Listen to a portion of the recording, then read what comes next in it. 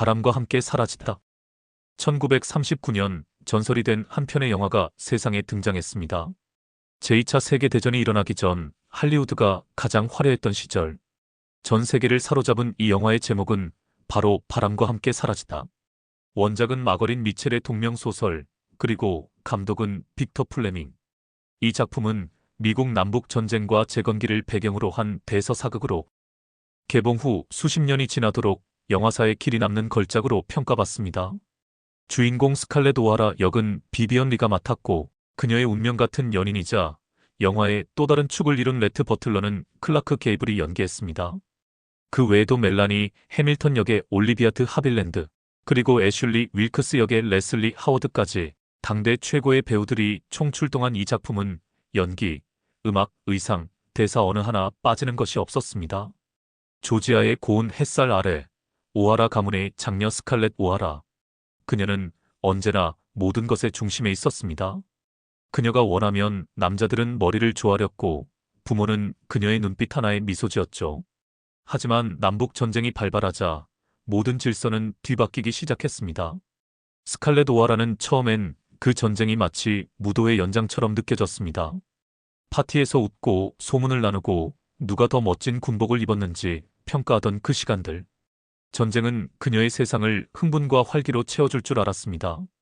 그러나 전쟁은 곧 피와 고통의 진실로 그녀를 덮쳐왔습니다. 애틀랜타의 자원 간호사로 남게 된 그녀는 핏빛으로 물든 붕대, 끊임없이 울부짖는 병사들, 팔 하나 없이 누워있는 젊은 청년의 눈망울을 마주해야 했습니다. 이봐요, 아가씨, 나는 살아남을 수 있을까요? 한 병사가 그녀의 손을 잡고 떨리는 목소리로 속삭입니다. 그 순간 그녀는 마음이 울컥해 자기도 모르게 눈물이 흘러내렸습니다. 처음으로 이 세상엔 자신의 뜻대로 되지 않는 일이 많다는 걸 깨달았습니다. 전황은 악화됐고 북군은 애틀랜타를 향해 밀고 들어옵니다.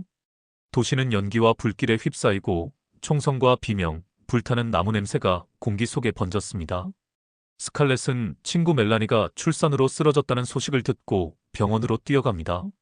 어렵게 아기를 받아낸 그녀는 손과 얼굴에 땀이 흥건히 맺힌 채 중얼거립니다. 제발 사라져, 멜라니. 널 잃을 수 없어. 그 순간 그녀는 비로소 멜라니를 자기가 짝사랑했던 애슐리의 아내가 아니라 같은 고통을 공유하는 한 사람으로 받아들이기 시작했습니다. 하지만 위험은 아직 끝나지 않았습니다. 도시는 함락 직전이었고 북군은 병원까지 가까이 다가왔습니다. 스칼렛은 더 이상 미룰 수 없다고 판단합니다. 떠나야 해. 지금 당장.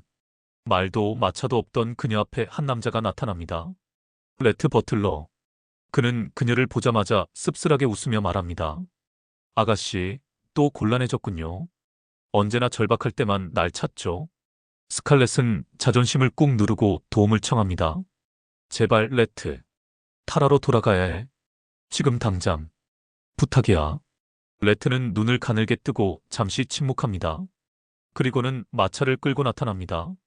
좋아요. 이 차에 멜라니와 아기, 그리고 당신. 타요. 불타는 애틀랜타 거리. 하늘은 검붉은 연기로 뒤덮였고 병원은 무너져 내렸으며 거리마다 절망이 흩날리고 있었습니다. 마차는 포탄을 가르며 흔들렸고 말은 불안하게 발을 구르며 속도를 냅니다. 스칼렛은 창밖을 보며 속삭입니다. 신이시여, 살아남게 해주세요. 타라로 돌아가게만 해주세요. 도망치는 도중 한적한 길목에서 레트가 갑자기 마차를 멈춥니다. 스칼렛이 놀란 표정으로 묻습니다. 왜 멈춘 거예요? 레트는 담배를 꺼내 물며 말합니다. 여기까지야, 스칼렛. 난 더 못 가. 뭐라고요? 이 상황에 우리를 여기 두고 간다고요? 그녀는 말이 안 된다는 듯 절규합니다. 하지만 레트는 차분히 말합니다. 나도 내가 있어야 할 곳으로 가야 해. 이제 곧 전쟁은 끝나. 그리고 나도 내가 지켜야 할 것이 있어.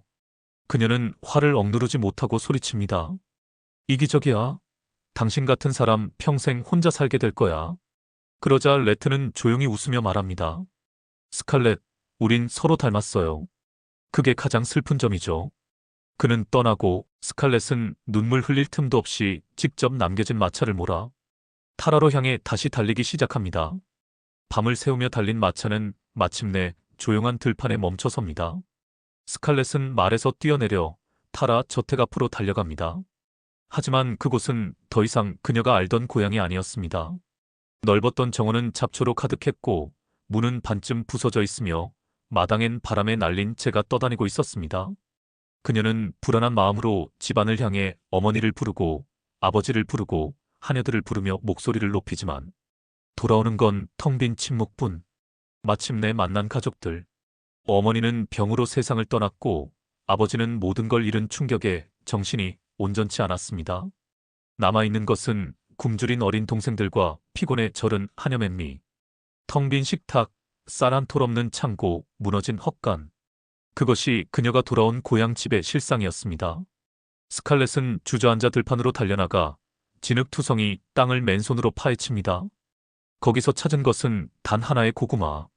그녀는 그것을 씻을 새도 없이 입에 넣고 씹습니다. 하지만 그 맛은 너무 쓰고 너무 거칠어 결국 토해버립니다. 그리고 하늘을 향해 절규합니다. 신이시여 다시는 굶지 않겠어요. 어떤 일이 있어도요. 그녀의 얼굴에는 눈물과 흙과 땀이 뒤섞였고 그 한 장면은 이 영화 전체를 관통하는 가장 강력한 선언이 됩니다.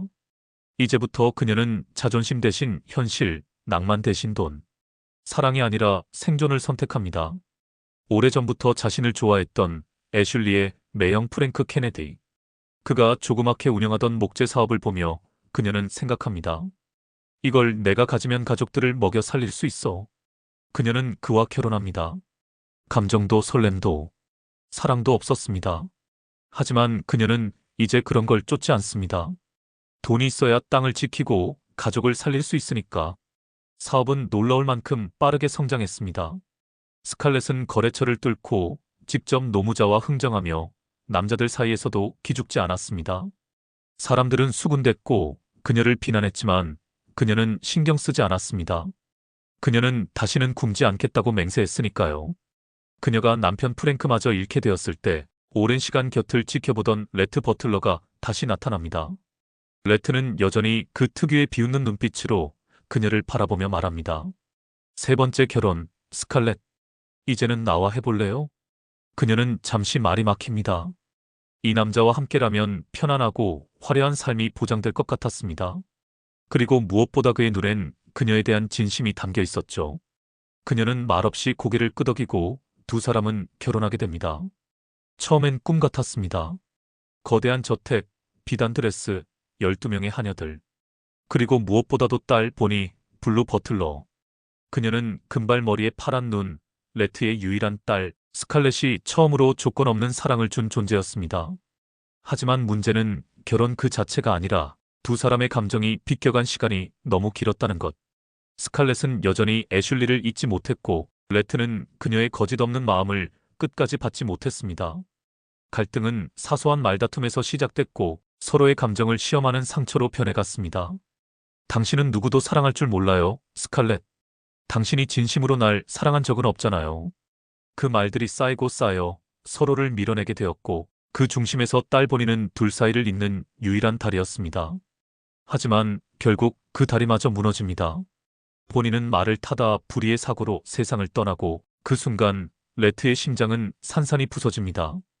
그는 문 앞에 앉아 딸아이의 조그마한 모자를 껴안고 숨죽여 울었습니다. 그동안 보여주지 않았던 진짜 눈물. 그 누구보다 강해 보였던 남자의 슬픔. 스칼렛은 그의 어깨에 손을 얹고 말합니다. 우리 다시 시작하면 안 될까? 하지만 레트는 말없이 그녀의 손을 떼어냅니다. 딸 보니를 잃은 충격에서 벗어나지 못한 레트는 며칠 동안 말을 잃었습니다. 그는 사무치게 슬퍼했고 동시에 더 이상 회복될 수 없는 사랑을 실감했습니다.